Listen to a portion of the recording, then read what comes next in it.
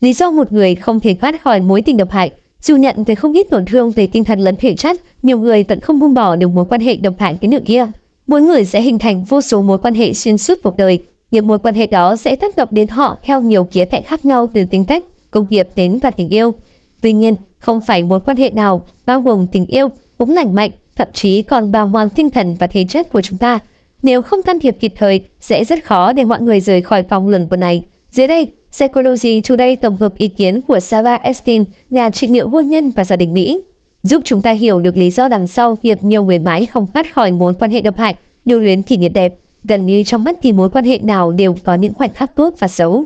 Ngay cả trong những mối tình độc hại, chúng ta vẫn có thể có những lúc vui vẻ và tràn ngập tình yêu. Đôi khi, chính những thời điểm tích cực này khiến một số người lầm tưởng và cho rằng những hành vi tồi tệ là vấn đề có thể khắc phục được. Vì vậy, họ đang gặp nhiều khó khăn hơn để thoát khỏi mối quan hệ thiếu lành mạnh. Họ lo lắng rằng nếu rời đi, họ sẽ đánh mất những khoảnh khắc tốt đẹp và tin vào việc nếu nỗ lực đủ, mối quan hệ sẽ được cải thiện. Phụ thuộc kinh tế. Một số người duy trì mối quan hệ độc hại vì bị phụ thuộc về kinh tế, đều đã từ bỏ công việc để nuôi con hoặc phải đối mặt với nhiều khổ khi chọn kết thúc mối quan hệ. Khả năng cao họ chọn ở lại dù điều đó mang lại tổn thương. Trong những trường hợp cực đoan, đối phương có thể kiểm soát toàn bộ tiền bạc để ngăn cản người còn lại rời đi. Hành vi này được xem là lạm dụng tài chính, khiến người kia không có khả năng tiếp cận tài chính và đánh mất quyền tự do ra đi của mình.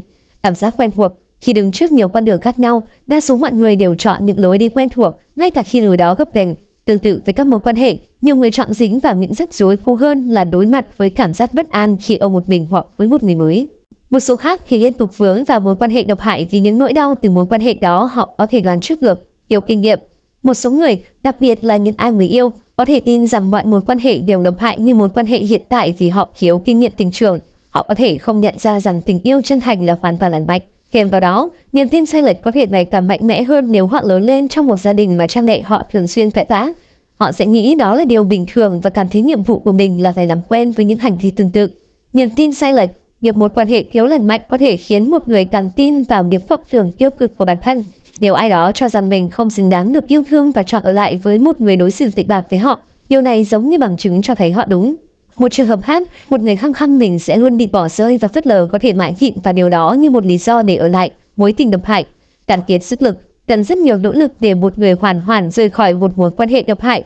Việc này tiêu tốn không ít thời gian và năng lượng, khiến cơ hội phát triển bản thân hay ổn định tài chính của họ ngày càng eo hẹp. Trong những mối quan hệ lạm dụng, rời đi trở nên khó khăn hơn khi tất cả sức lực của họ chỉ dành cho việc tồn tại qua ngày. Theo đó, một số trở nên quá kiệt sức và mắc kẹt trong vòng luẩn quẩn bị tổn thương này.